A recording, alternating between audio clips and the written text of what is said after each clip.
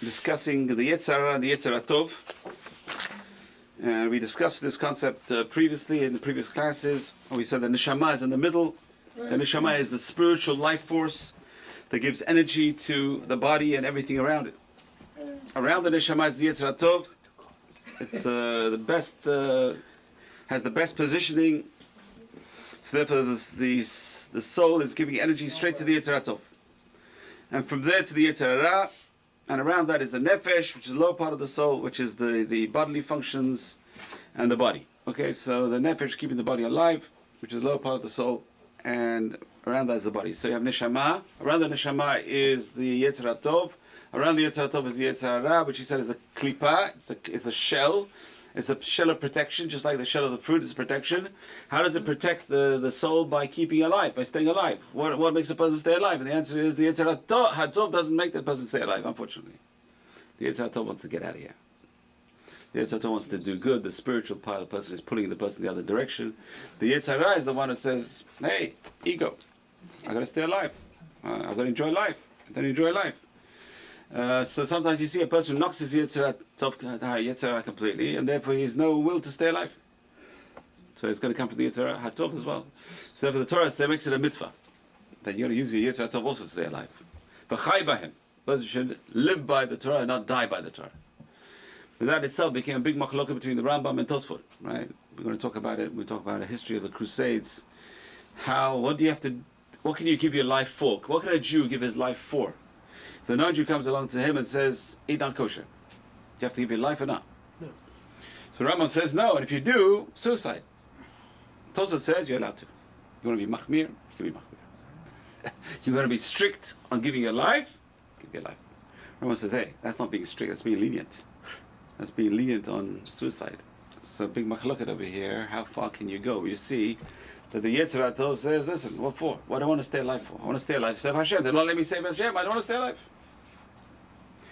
So it's amazing how whole communities killed themselves. They committed suicide. We're going to talk. It's amazing how Ashkenazim survived. There's only one or two rabbis who kept Ashkenazi Jewry alive because they wrote down the minhagim of 300-400 years, which were going to be gone. Maharil was one of the few who wrote down all the minhagim of the previous generations who were killed off. Whole communities were destroyed in Ashkenaz. The Germans were busy killing Jews for centuries. The Holocaust is not something new. You don't realize that. It was not something new. It's based on old German history. They would kill, destroy the Crusades, First Crusade, Second Crusade, Third Crusades. Every time there's a crusade, destroy all the Jewish communities in the past. So the German communities were destroyed on the Rhine. Hundreds of thousands of Jews were killed before the Holocaust. This is hundreds of years before. They were experts at killing Jews. So it's a miracle that Ashkenaz survived. Anyway, so what I'm trying to talk about is the Yetzer Hara and the Yetzer Tov. So the Yetzer Hara wants to stay alive at all costs. Hashem says, no, not all costs. There are certain things you got to give your life for. The Yetzer Tov doesn't want to stay alive at all costs. I want to serve Hashem. I want to be close to Hashem. What I want to stay alive for. So it's a person dies. The highest level of death is called neshika. It's by a kiss. Kiss of death. What is a kiss of death? That a person is so drawn to the spiritual that the soul goes out. He said it's like removing a hair from milk. That's the analogy the rabbis give. It's so easy to pull out a hair from milk. Other people, it says, like pulling wool from thorns. People don't want to die. It's like pulling wool from the thorns. The soul doesn't want to leave. Why? Because they're so spiritual, they're so materially involved in this world. So the Yetzer Hara wants to stay alive at all costs. The Yetzer Hara Tov says, let me go. But sometimes the Yetzer Hara, like Moshe Rabbeinu says, no, I got to do mitzvot. So it should come from the Yetzer Tov, not from the Yetzer Hara. To stay alive, the will to stay alive should come from the Yetzer Tov. I didn't finish my mission yet, Hashem. I got to still do my mission. I have still got a mitzvot to do. Moshe Rabbeinu wants to stay alive at all costs. Why? Because the next world, you can't do anything. You're just it's like a retirement. Spiritual retirement. You're not actually achieving, you're not actually doing good. You're not clinging to God through your choice. It's a natural state. It becomes a natural state. So anyway, so the Yetzer Hara and Yetzer Tov are here for us. They're here to help us. The purpose is, the Yetzer Hara even has the purpose to care for the body. I need to eat, I need to sleep, I need to look after myself. That's the Yetzer Hara. Yetzer Hara. But it's the power of the ego. It's the person, self-maintenance. That's the Yetzer Hara's job. Self-maintenance. Without the Yetzer Hara, a person would just learn Torah all day and forget about their body. Won't eat, won't drink. right? Forget if to wear socks. Right? He had Einstein on one side. He had Baruch Ber Leibovich. Baruch Ber Leibovich used to drive his wife crazy. His wife was going crazy. This guy didn't eat on time, didn't sleep on time. She's always running after him. You didn't eat, you didn't sleep, you didn't wear socks. Da. She gets fed up of him. She's sick of him. She goes to the yeshiva. She goes to the Chavetz Chaim. Chavetz Chaim, I need to speak to you. As soon as she walked into the yeshiva, he stood up for her. The Chavetz Chaim stands up for her. The whole yeshiva stands up for her. She said, what? Why are you standing up for me? You're the wife of Rabbi Baruch Ber. I'm standing up for the Torah. You support the Torah. You're critical for him to survive as a rabbi. I'm standing up for you because you're his wife. Oh, no complaints. All the complaints were gone. All the complaints were gone. She saw that it's worth something, that she's looking after the Sefer Torah. You're looking after the Sefer Torah.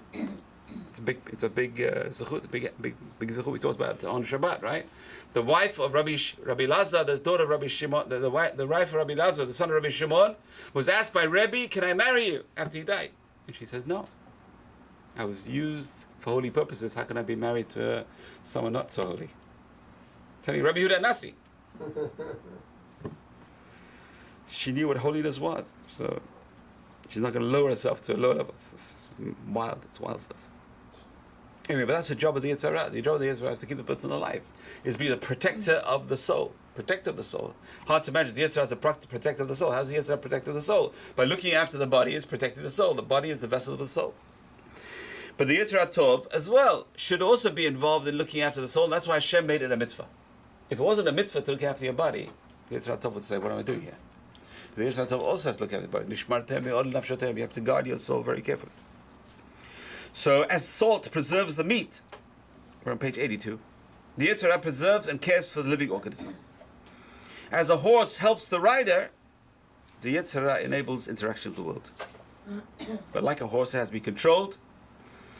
And the Gemara says, in Sota, 3a, the Gemara says, a person does not sin unless the spirit of foolishness goes into them. What is that? Spirit of foolishness. Where is the spirit of foolishness coming from? So foolishness is when the Yetzer Hara's narcissistic tendencies of enjoyment. So Yetzer Hara has to keep us alive. But a person says, you know what, it's not just I want to be alive, I want to have joy. So as it gets into enjoyments, okay, I need this enjoyment, I need that enjoyment, I need that enjoyment. That is the spirit of foolishness that goes in. So it's a very interesting concept. The foolishness takes hold when the Yetzer Hara's narcissistic nature gains the upper hand. So in other words, up to a point, the Yetzer Hara is necessary to keep the person alive. You need to have the drive, you need to have the ambitions to stay alive. But beyond that, when it becomes all pleasure, it's all about me, that's when the Yetzer Hara is taken off, and that's the Ruach Shtut that went into the person. That is the spirit of foolishness. Foolishness is when a person is totally consumed by themselves. It's me, what can I do today? What am I going to eat today? What am I going to do today? When am I going to go to the store today? I need to buy this, I need this, I. That is narcissism. What can you do for other people? How can you help other people?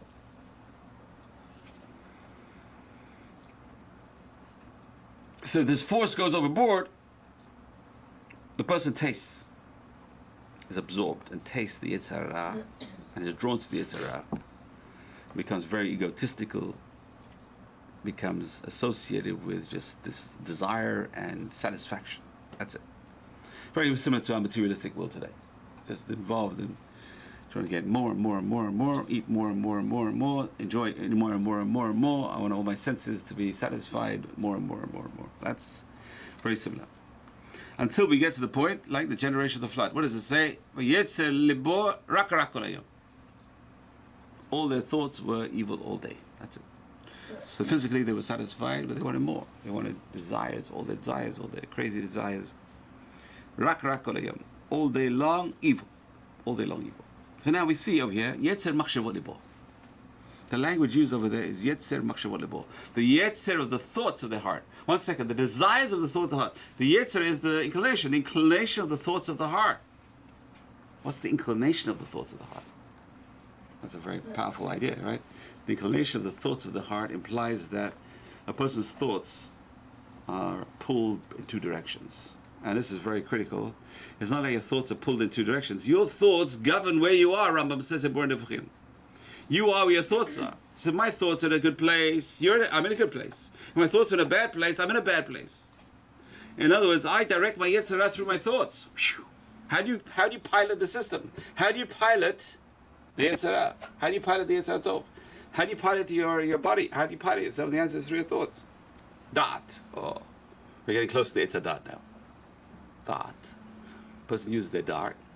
So our knowledge, the gate of knowledge, we use our knowledge. Dart, we said, is the thoughts of a person. That is the daily thoughts, whatever. So wherever your thoughts are, that's you're actually adding fuel to the Yetzer Hara. Person has good thoughts, adding fuel to the Yetzer Hara, Hatov. The person has bad thoughts, adding fuel to the Yetzer Hara. How do you know which way to go? And the answer is your thoughts are guiding which one is more powerful. The thoughts are the critical key. That's where meditation comes in. The thoughts are the key. So Yetzer Machshavot Libo, the products of the thoughts of the heart. We see that both Yetzers are connected with the thoughts and imagery of the heart and mind. Both Yetzers use imagery.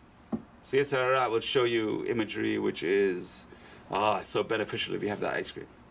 It's going to help you. It's so tasty. Those taste buds. I mean, you can already imagine how it's going to taste like. It's so good. It's cool. It's sweet. I'm just giving an analogy, but it's harmless, hopefully. Depends if you're a doctor now. Harmless.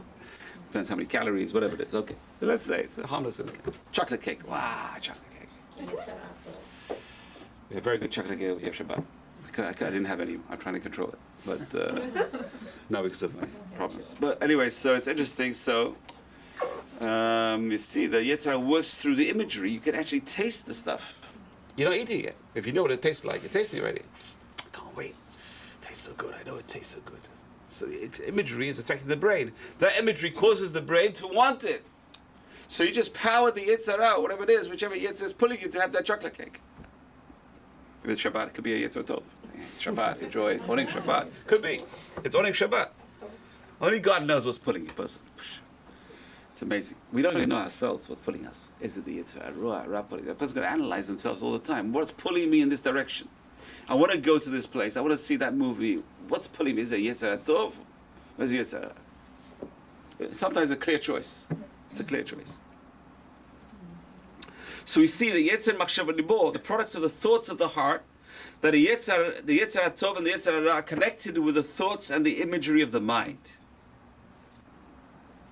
And both these influence us through our minds. The Yetzer Hara Tov influences us through our minds. And the truth is, it's very hard to influence a person through the mind unless a person thinks good thoughts. Where do a person get good thoughts from? And the answer, by learning Torah, you're getting good thoughts, hopefully. A person's getting good thoughts from the Torah. A person gets good ideas from the Torah. A person learning about Chesed in the Torah. A person learning about speaking Lashon Hara from the Torah. A person's going to imagine scenarios. We're going to talk about very powerful meditations which are to do with history in the Torah. A person can imagine yourself at Har Sinai. Powerful. Imagine you're standing at the Red Sea and waiting for the thing to cross, and the Pharaoh's right behind you, and the Egyptian, you can see the dust of their horses creeping up, and where are you, Hashem? Help us, Hashem! And you see the sea split, and say, wow. A person's going to imagine this every day. One of the 10 remembrances, Yitzhak Mitzrayim. A person's going to remember that we got out of Mitzrayim. It's amazing power of Hashem. We saw the power of Hashem. So imagine a person now thinking about the power of Hashem. So that pushes the Yetzer Hara Tov.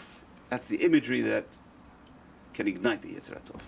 On the other side, a person has bad imagery. All the movies and all the garbage you see around us is too much imagery. A person just thinks about it and they go mad, crazy. The brain says, I need it. I need to do this. I need to do this. I need to satisfy my desires. Because I see also many desires. People satisfy the desires. I want to follow. So the more imagery we see, the more it goes into our brains, the more we want it. We're switching on the imagery in the brain. That's how the Yetzer Hara works. So it's the Yetzer Hara Tov, we can work through imagery, and the Yetzer Hara works through imagery. Now a person's going to have good imagery. So I talked about today on Shabbat about bringing children to shul. Why? So at least they'll see something that can ignite them maybe later on. They'll see a person praying. For goodness sake, how many people? They see a minyan praying. They say, Amen, Yehesh, Amen, Rabbah, Shema Yisrael. They see people doing it. See a person with the talit over his head. It leaves an impact on a kid. So that's why they have something now to imagine. But if they're not there, they never saw it. I used to be in yeshiva in Netivot, in Israel. This is like 30 years ago. More than 30 years ago. and they used to take our shir. Our shir is to go and learn in Sderot. Sderot is in the news because now in the Gaza community, right next to Gaza, Sderot, and I built a yeshiva over there, nice. But we used to go there just to have a presence in a synagogue in Sderot, to have a shiur Torah in Sderot. There was nothing, there was no Torah in Sderot. The town next to the border of Gaza, there was not. So our shiur would go. I don't know why our shiur. Wherever I went, there's a shiur.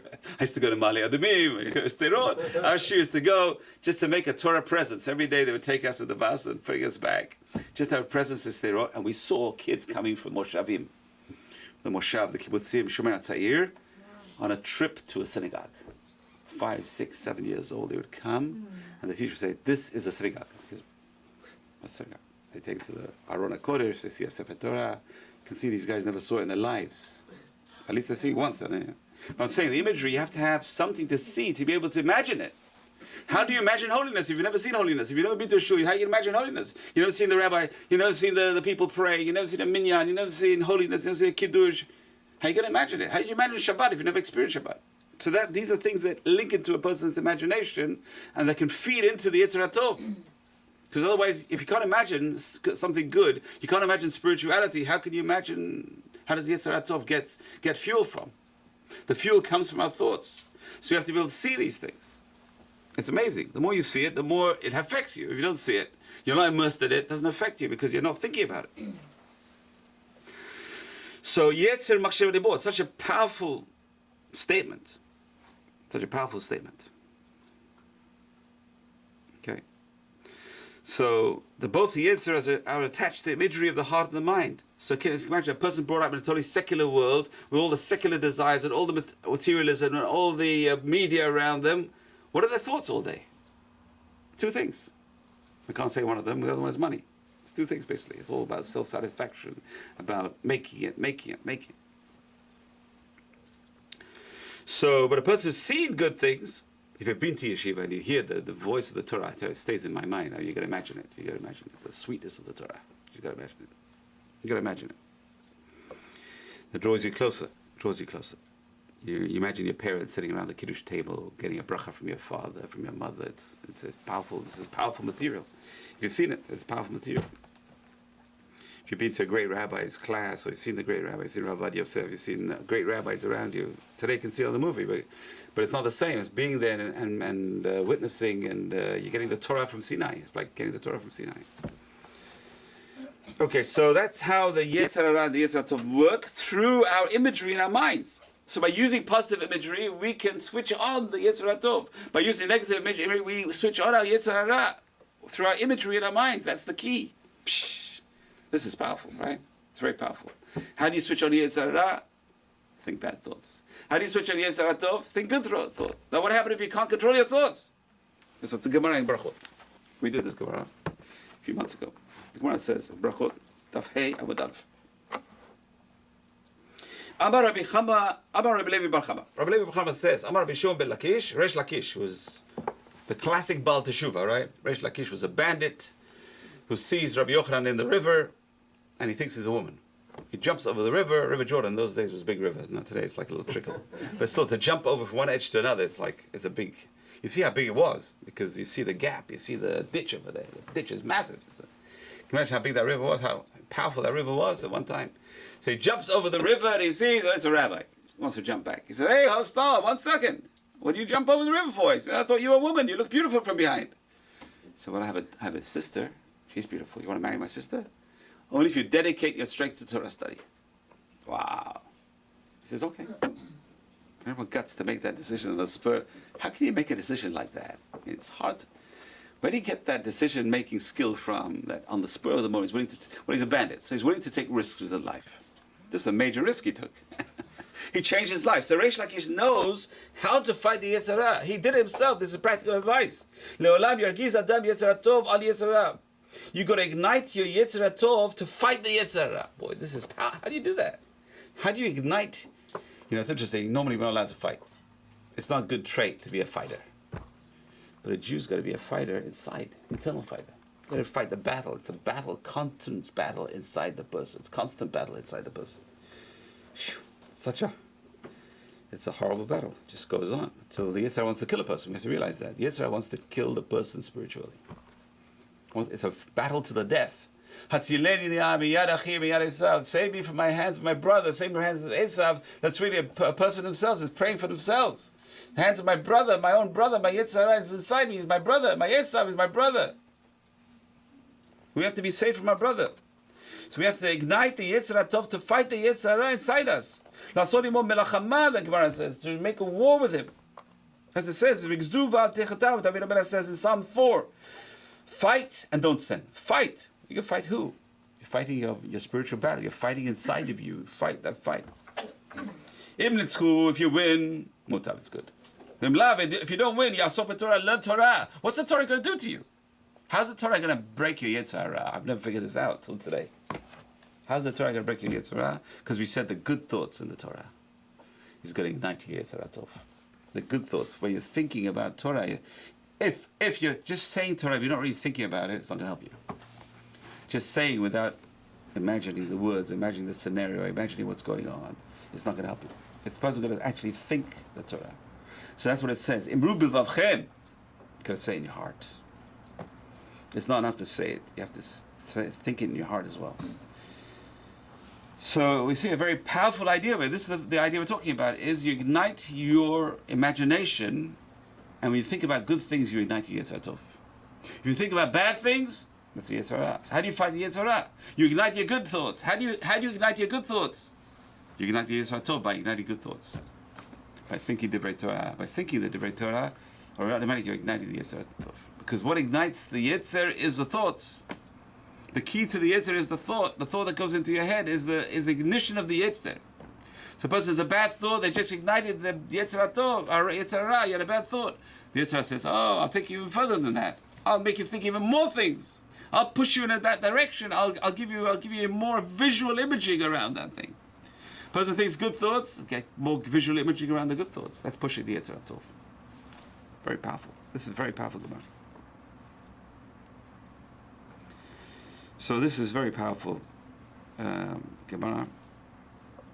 And this is also based on Pirkei Avot, chapter 2, Mishnah 4. Don't trust in yourself until the day of your death, because this battle is going on till the day of one's death. Even till the second before a person dies is the hardest the most important decision in a person's life. Are they going to die with teshuvah, with belief in one God, or are they going to say, Hashem, why do you do this to me? Oh boy. At least they're saying Hashem. Or say, I don't believe in you.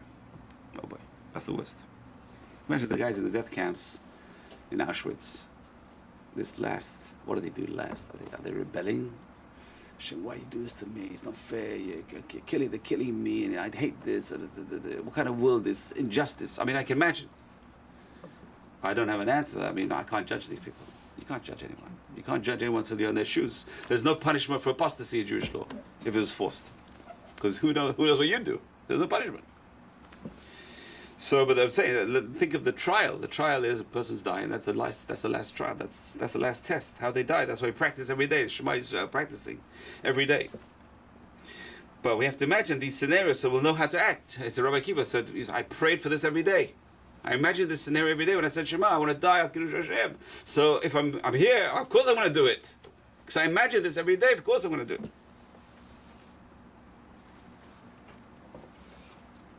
So the question we have is, how does a person get angry? It says to anger one's Yetzirah. Get the Yetzirah Tov, angry against the Yetzirah. So on the one hand, anger is very bad. So over here we see this kind of anger is good. It's called a righteous anger. How can you make me rebel against my Creator? You want me to rebel against Hashem? You're mad. You're crazy. I'm going to fight you. I'm going to beat you. How can you do this to me? So you go to someone's house and he gives you no kosher food. You give me no kosher food? You're tripping me up. You want to lose I want you to lose your Gan Eden. Imagine, the person will go crazy. You dafka, you want to do that? Yeah. You're going out of your way to lose my Gan Eden? Yeah, I want to do it. I want to make you lose your Gan Eden. Of course I'm going to get angry. So that's the way a person should get their Yetzirah Tov angry. Get them angry against the Yetzirah. He wants to kill you. So it's important not just to read Torah, but it's important to think Torah. And that's the hard part. To think Torah all the time, that's even harder. So as long as the person thinking Torah, the person thinking pure thoughts, the Yetzer Tov is ignited. As long as they start thinking materialism and physical thoughts, and it starts, that's the slippery slope. It's so hard to think physical thoughts and not go down that slippery slope. It's like you go to the grocery store and they say, what do I need and what do I want? You go to the other stores, you go, what do I need and what do I want? So what you need, that's good. What you want, that's debatable. So, but we all need something. We need to bribe ourselves a little bit. In this world, a person needs to bribe themselves a little bit. Especially in today's society where these things help, these things sort of...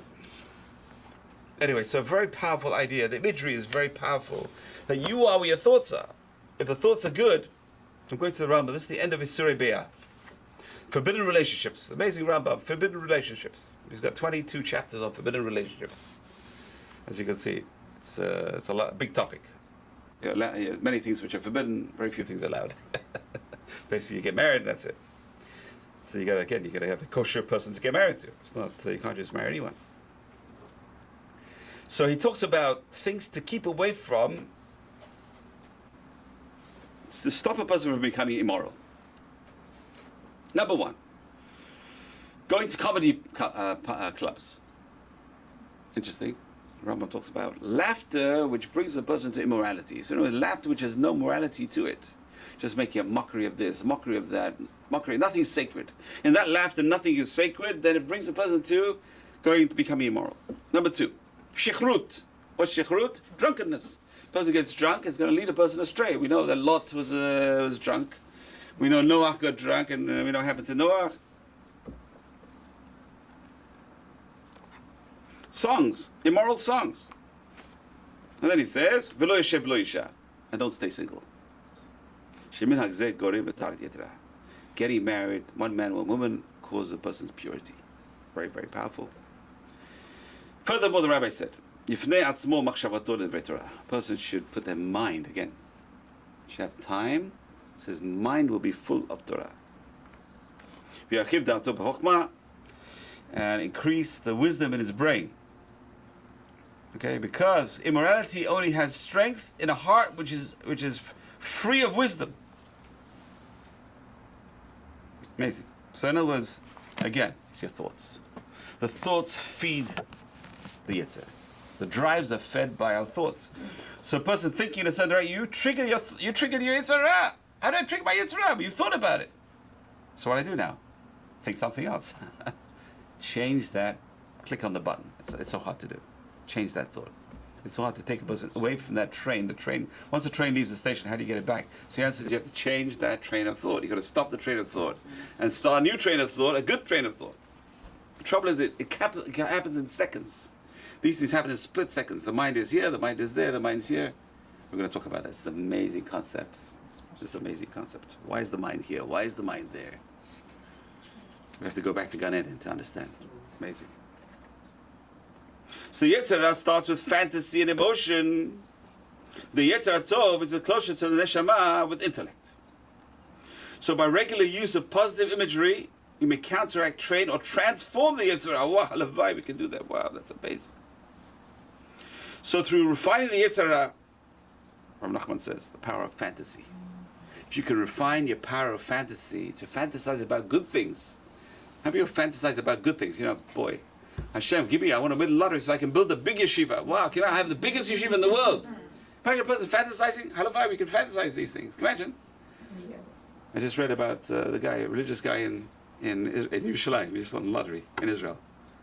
He says, this is the second time I won the lottery. He said, yeah? What was the first time? He said, when I got married. I won the lottery. Isn't that great?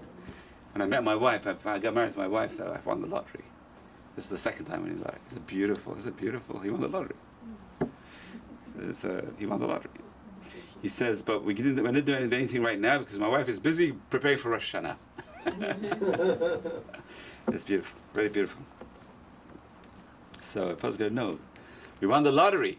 How many times have we won the lottery in life? Well, depends what a person did with their lives. So they pass certain thresholds in their lives. You won the lottery. A person's going to realize, I won the lottery in this, I won the lottery in that. But again, a person's going to fantasize. What happened? Hashem, give me the money. I had a guy, he was an old time, one of the old timers here. He would come every morning to see the building. He was very much involved with the building. He didn't have spirituality, but they worried about the building. He which is very good, very close to the shul. And he told me, he says, Rabbi, he says, I went to visit him, he's dying of cancer. What is he thinking about? Rabbi says, I bought a lottery ticket, I want to give the money to the shul. If anything, if I win, I'm going to give all the money to the shul. What a beautiful fantasy. What a beauty. He's building things in his head. He's building good things in his head. That's what we fantasize about. We should fantasize about that. Our children will be big rabbis, have big academies, our grandchildren, we fantasize about it. So that's a good fantasy. That's a fantastic fantasy. The fantasy, Jewish fantasy is, let's fix the whole world on the God's, have the Isaiah wall, right? No man shall fight with his neighbor, all the swords will beat into plowshares. These are fantasies, the fantastic fantasies. These are positive fantasies. Halabai will see in our day. Imagine take all the defense budget into education, into healthcare. Amazing. What a fantastic fantasy. So by use of positive imagery, we can counteract, train, or transform the Yetzer Hara. But it says this fantasy is even better than your fantasy Yetzer Hara. This fantasy is fantastic. There's no more sickness. There's no more wars. There's no more this. This is better than your fantasy. What is your fantasy? This beats your fantasy. That's how you beat the Yetzer Hara, by having a better fantasy. Amazing. That's amazing. It's an amazing idea. So every time a person acts on the inclination, increase the energy of the Yetzer Hara. So correct choices create good energy, bad choices create bad energy. Correct, good thoughts create good energy, bad thoughts create bad energy, and the same thing applies to actions. Okay, it's a very, very powerful concept. The Yetzer Hara and the Yetzer Tov.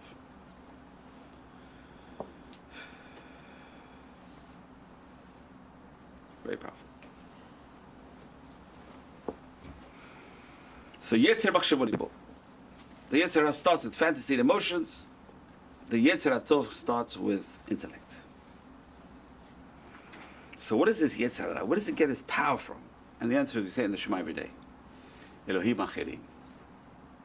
You go after other gods. So the other gods, what is the other gods? The answer, other gods are inside us. These other gods are the Yetzer Hara, which leads us away from the true God. Anything which leads you away from the true God is other gods. So a person wants other drives, other things. You know what? I don't want to learn Torah. I don't want to pray. I don't want to go about God. I just want to do other things. What other things? That's Elohim Acherim. Elohim Acherim. Other gods. They have the source in Elohim Kedoshim. Other gods also have their source in God. That's everything is created by God. So what are the other gods created for? The other answer is to give you a test. Everything is created to give you a test. Otherwise we have no test in this world. We won't get any reward. So but by thinking good thoughts, we're training and transforming the Yetzer Hara. So the Yetzer Hara now has something good to think about, so something bad to think about. Tell the Yetzer Hara, listen, I'm not interested in that. I want something else. Yeah? What do you want? Where's it going to get you? Well, imagine, it's going to get me this. Like a Rabbi Akiva, 24,000 students. Can you imagine walking around 24,000 students behind you? You can't do that for me, Yetzer Hara. Right? Imagine 24,000 students. Imagine a funeral of 800,000 people. Where do you see that in the world today? 800,000 people. Tell the Yetzer Hara, look, where can you get me? Look at all these big guys that die. How many people came to the funeral? 300? 500? 5,000? 800,000 people. Where do you get that kavod? The Yetzer Hara, you can't give me that kavod. Well, the Yetzer Hara can give you that kavod. Amazing. So a person's going to fantasize.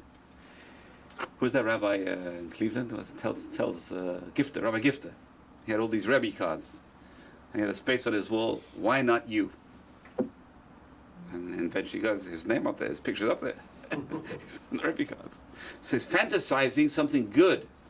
Fantasizing, I can do it. I can achieve spirituality. I can be one of the great rabbis of the generation. That is amazing conscious. So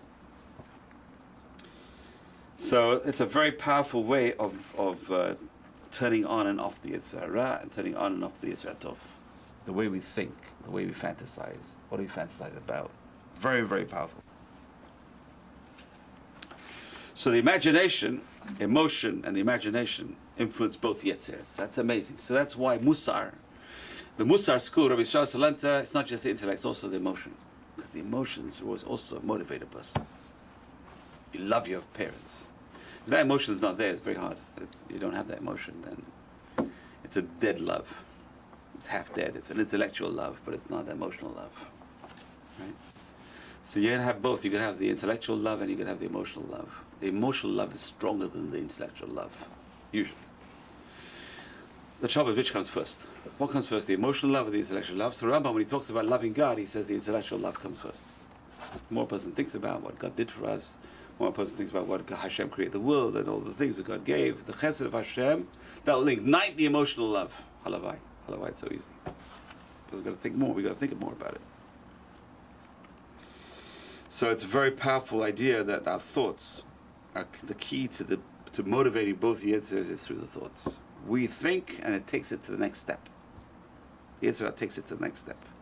You think good things, the Yitzhak Tov takes it to the next step. And if you can influence your Yitzhak Hara through your good thoughts, you can train the Yitzhak Hara. Powerful. Train the Yitzhak Hara. But that doesn't motivate me. That doesn't get me anywhere. Yitzhak Hara. Imagine this. This is what you should be imagining. This is what I want to go. This is where I want to go. Fantasize about where you want to go. The Yitzhak Hara says, well, I didn't know that. Okay, let me go that way as well. I'll take you there. You call that like active imagination? Active imagination, yeah. Passive imagination is dangerous because we know the person doesn't have anything to think about. And the mind just gives garbage. It's automatic. The garbage is automatic. The pit is empty. There's no water. There's no Torah. There's no good things. It's full of snakes and scorpions. So the best way is by imagining, seeing yourself in a good behavioral mode and enjoying it. You're in the class and you're enjoying it. Boy, I'm enjoying it. Yeah, I'm enjoying it. I wouldn't be otherwise. If I wasn't enjoying it, I wouldn't be otherwise. Why would I do something I don't enjoy? I'll be a professor. I'll be an engineer. I'll do something else. I did something else. I said, I don't enjoy it. I'm not enjoying it. But if you make it enjoyable, they tell you, listen, this is enjoyable. It's fantasize, it's enjoyable. It's enjoyable. Yes, sir says it's enjoyable. Oh, I've got to train myself to be enjoyed by this. This is, yeah. So that's why I say it's an acquired taste. That the Yitzhak will acquire the taste to celebrate Yom Kippur and enjoy Yom Kippur. Wow. How does the Yitzhak enjoy Yom Kippur? There's nothing for it. Well, you can talk in shul. I don't know. But the Yitzhak feels. Why? Because if it develops, the brain develops some kind of attachment to it, and it thinks it's enjoyable. The Yitzhak also finds it enjoyable. Because the Yitzhak is interested in furthering your physical health. He says, wow, this is good for your physical health. But that's the Yitzhak. Your job is you're the klipa, you're the protector of my body, and this is good for my body. There's a mind-body connection, and if my soul is doing well, you'll also do well. Yitzhak says, I don't have any arguments. You're right.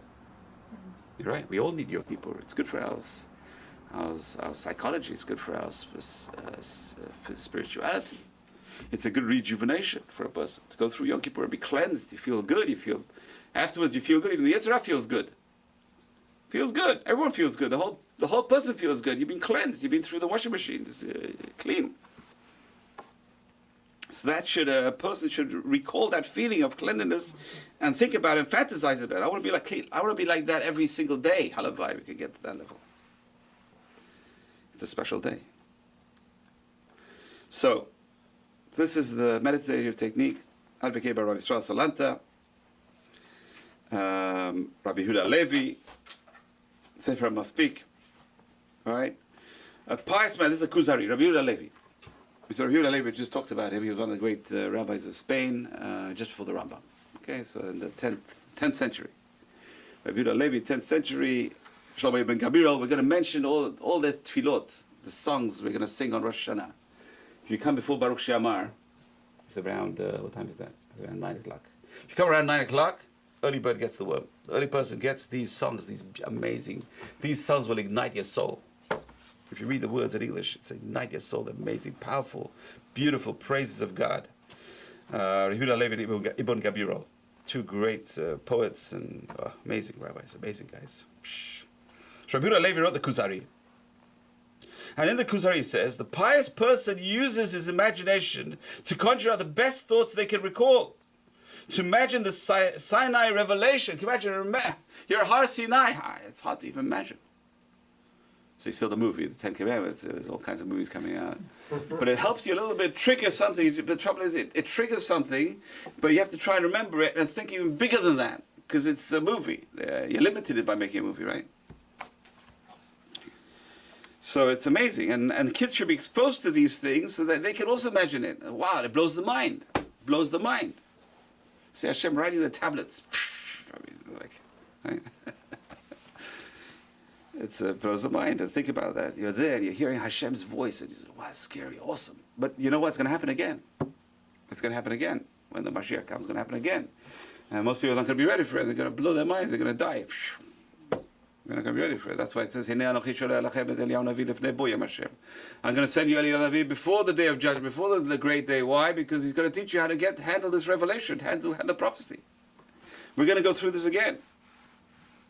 Halavai, soon. So we should use our imagination to imagine these great events. Can you imagine you're there at Har Carmel watching Eliyahu Navi bring fire from heaven. Imagine trying to imagine these things. Moshe Rabbeinu splitting the Red Sea. It's powerful. It's powerful stuff. Little kids can imagine if you talk to them and explain to them, and it blows their minds. Sometimes they get scared. You gotta watch out because you scare them a little bit. They say, wow. But they tell them good things, wow. And they see Paro is in the sea, and they say, what about the horses? What do the horses do? So the whole question comes out. Because they're imagining in their heads. So we have to imagine these things. So we have to imagine ourselves in scenes that inspire enthusiasm, divine worship. Halavai, we can see David HaMelech playing songs. The Kohanim, that's something we miss in the Bet HaMikdash. We can't see these things. We don't see the Levites playing music in the Bet HaMikdash. We don't see the smoke going straight up. We don't see the image of the fire was shaped in the form of a lion. I mean, hard to imagine. Miracles, all these miracles in the Bet HaMikdash. Not a single fly. There's meat around, there's not a single fly. What happened to flies? And the rain is falling and there's the smoke is going up straight. The wind is blowing, the smoke is going up straight. So how do you see it? These images that we don't see, we don't have to imagine about even. So a person's got to read it and have a good imagination. You read these stories and you have to imagine it, try and think about it. And that's something which we have to work more on because it's not really talked about. That's the trouble. It's not talked about. Just the Kuzari talks about it, the Sefer Maspik talks about it, Rabbi Salanta talks about it. Imagine, so you're reading the Az Yashir Moshe. We read it every day. But do we imagine the scene? And that's the problem. The power comes from the imagination. If we're not imagining, just saying it, it's not in our heart, it's not going to change anything. That's the trouble. We have to bring it to the level where we actually imagine it. If we imagine it, we can fantasize about it. Fantasize about it, we're triggering the Yetzer Tov. We're triggering our Yetzer Tov. Wow, look at the power of God. Halavai, we can see this power of God. Listen, I was just reading an article, very nice article, OU magazine. The president of OU sent out an email. He said, listen, he said, on Rosh Hashanah we're going to talk about the kingship of God. Where do we see the kingship of God? Where do we see the power of God today? And the answer is we saw it. Harvey.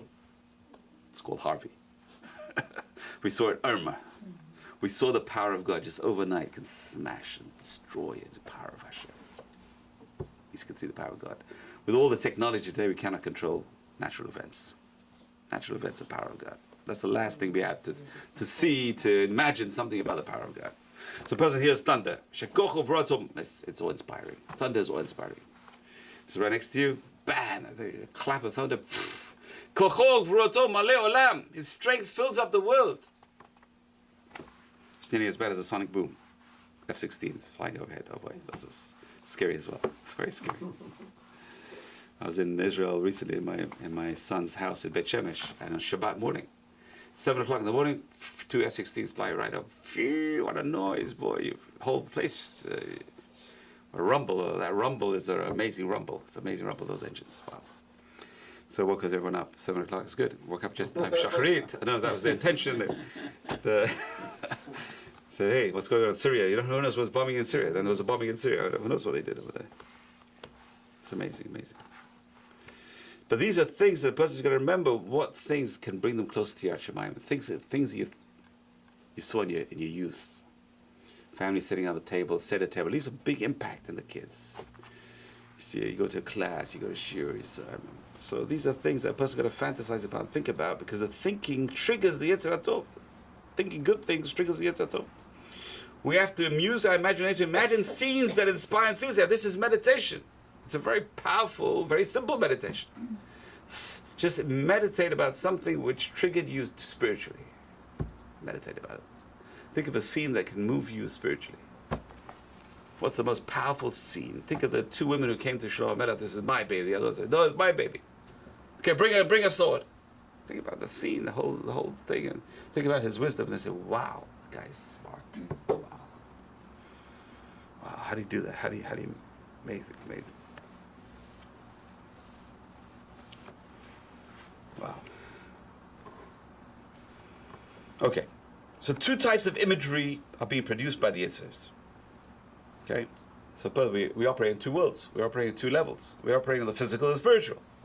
So the physical imagery, oh, that was good food, that was lovely, I had a good time, Chinese food, sushi, I don't know, people, I didn't like the same thing, but whatever.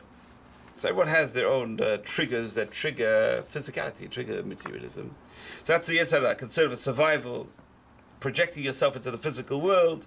A self-centered imagery produces narcissistic, even immoral behaviors. Satisfy yourself, it's good, why not? Let loose a little bit, go ahead.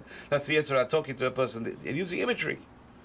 The Yetzer Hara concerned with the soul tends to be transcendental and divine. The trouble is we don't have enough spiritual imagery to think about. That's the trouble. Most people don't have that spiritual imagery to think about.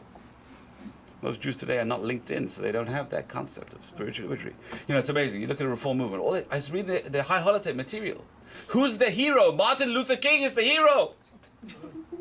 He's the hero. I'm telling you. I'm reading it. Who's the hero of the Reform movement in America? Martin Luther King. He's the hero. Okay, he's a great man. I'm not saying he's not. Nelson Mandela. He's the hero. More than Moshe Rabbeinu. Where's the imagery coming from? This is the imagery. So who's our imagery? We have to try and imagine all the greats. Abraham, Yitzhak, Yaakov. That's what we're talking about. That's what we're reading about. Sarah, Hannah, how these old women who were barren couldn't have children, and all of a sudden Hashem opened their wombs.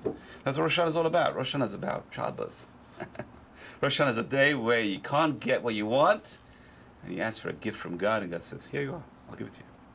But you just have no how to ask. You ask for whatever you want, you get. It's amazing. So that's the imagery you're trying to project. The imagery you're trying to project is God is the king. God remembers all the events in history. Nothing's hidden from him. And there's the power of the shofar that can just break through decrees. The power of the shofar. Shofar will just break through the decrees. So that's the tribe of imagery. So the imagery is very, very powerful. The tribe of imagery we're trying to teach our children. We have to know what imagery we're trying to feed into people's minds. And our minds, forget about people, what about ourselves? What are we feeding into our minds? What do we think about on Rosh Hashanah? One of the things we do, we go to Tashlich. Why do we go to Tashlich? Because the river reminds us where they anointed the king. And we anointed the king, Hashem, by the river. It's a terrific imagery. A person says, Kete Yinu Lecha. A person's going to imagine, I'm giving a throne on Hashem's head. Hashem doesn't have a head and Hashem doesn't have a throne. I'm putting the crown on Hashem's head. It's a powerful imagery. I'm actually, with my tefillah, I'm going to put a crown on Hashem's head. It's such a powerful thing. Hashem says, you put a crown on my head. My son, my daughter, you put a crown on my head.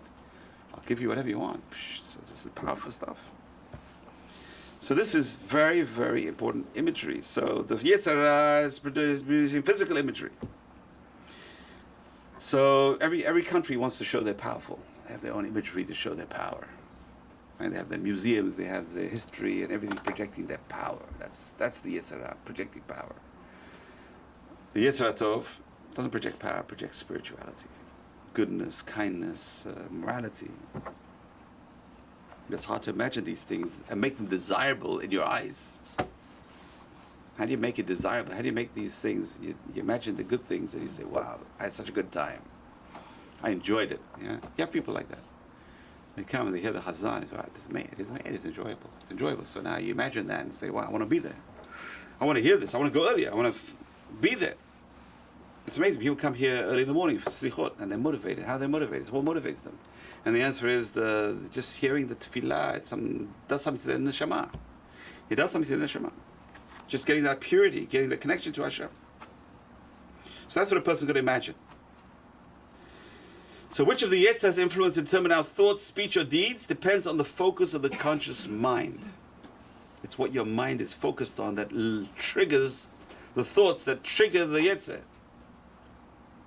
It's the Yetzer Machshava Libor. It's the Yetzer of your Machshava, of your heart, of your thoughts, that triggers the Yetzer.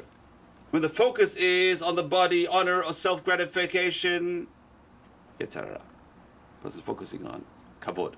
He didn't say hello to me today. I'm very upset with this guy. I was upset with this guy. He didn't give me enough. He didn't stand up for me. This guy didn't do that. It's all yetzirah. It's all yetzirah. It's all kavod. If the motivation is unselfish, sometimes you have fights in school between the faculty. Why? What direction should we take? I used to teach Kodesh. I'm teaching Kodesh, and then the whole teacher comes to me and says, "Listen, you're teaching too much Kodesh. The kids their minds are full of Aleph Bet. They're not talking Aleph ABC. They can't get the ABC. Can you slow down the Aleph Bet?" I said, "No, I'm not going to slow down." So now, are you doing it because of honor, or are you doing it because of the kids? I don't know.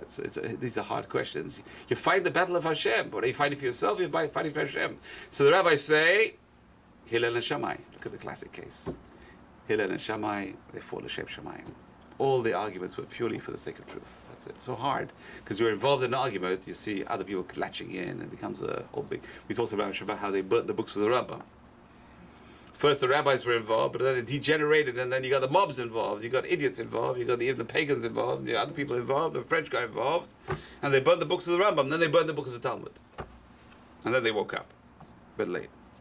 I'm just saying that the danger over here of fighting, even for the right reasons, sometimes it can be very dangerous. So Hillel and Shammai knew the balances.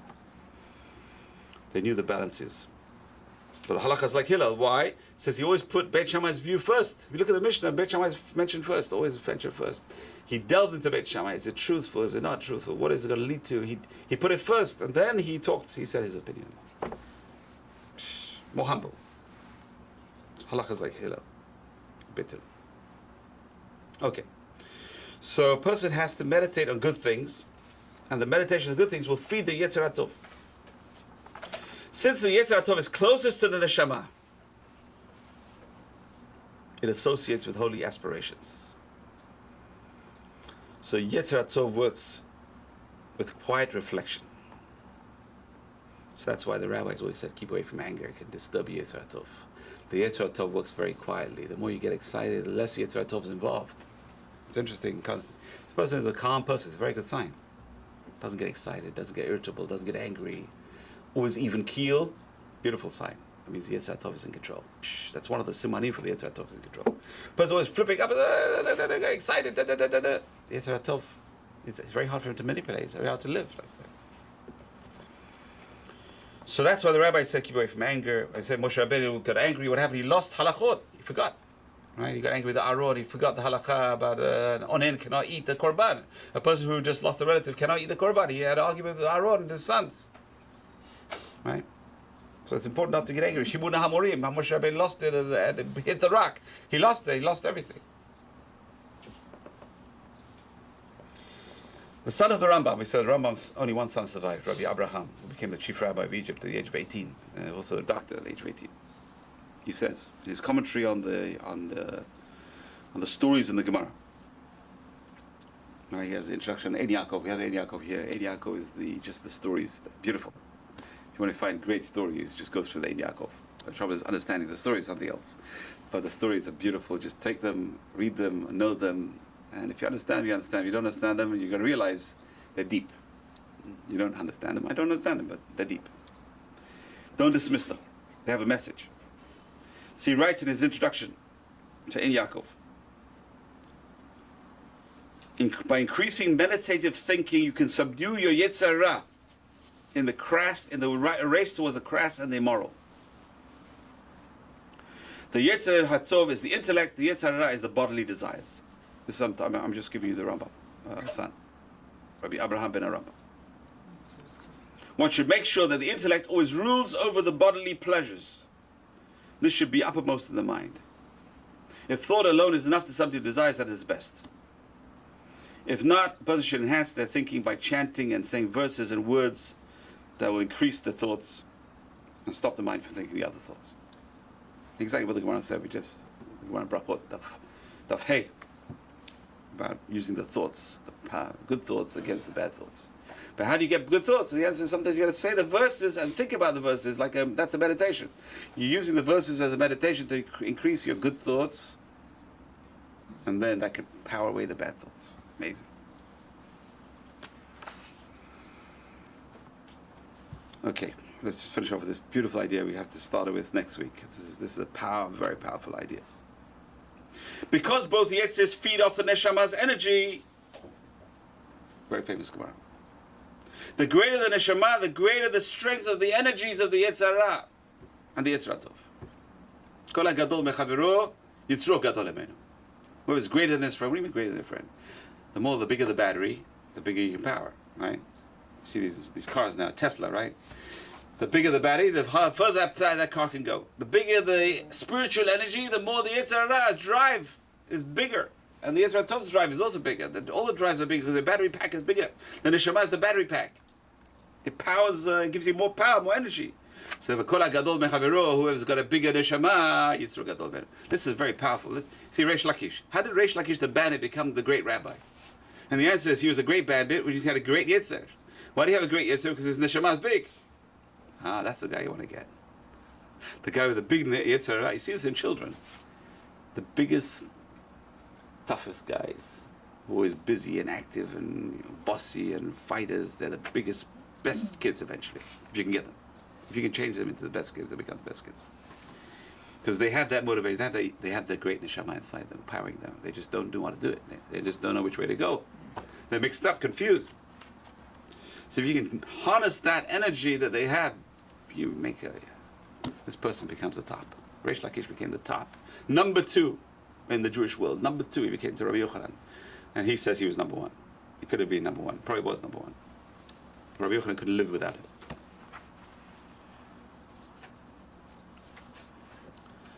So that's the idea. Kol HaGadol Mechaviro. Gemara in Sukkah, Daf Nun Bet, 52a. Whoever's greater than his friend. What do you mean greater? Spiritually greater, bigger soul. His Yetzirah will also be bigger. It doesn't say Yetzirah, it says Yitzro Gadol Emenu. His Yetzirah is also bigger. Which Yetzirah? Both. Both Yetzirahs are bigger. Why? Because the energy pack is bigger. Now the Yetzirahs are motivated. The Yetzirahs have got energy. So even a spiritually advanced person, there's an increased danger of the shell taking over. Because the power of the soul is so big. Instead of giving the power to the Yetzirah Tov, because of the Yetzirah, it can very easily channel that energy to the wrong place. That's the problem. The problem is there's energy, and you have to channel that energy. If you don't channel that energy properly, the energy will be used by the Yetzirah. If you don't channel it to the Yetzirah Tov, it's going to be used by Yetzirah. The person's going to know this energy is there. The soul is there. It's the energy. It's powering. Which way does it go? Depends on your thoughts. Depends on your choices. That's what the thoughts are. Okay, I have to stop here. But next week, got amazing Gan Eden. We're going to go into Gan Eden. What does it mean? The cherubs with the sword that rotates. Amazing, amazing, amazing. Amazing. Everyone should have a good year. Bezrat Hashem. Happy, healthy, successful, spiritual, brand new year. And no more sarot, no more troubles for Jewish people, Bezrat, around the world. Amen.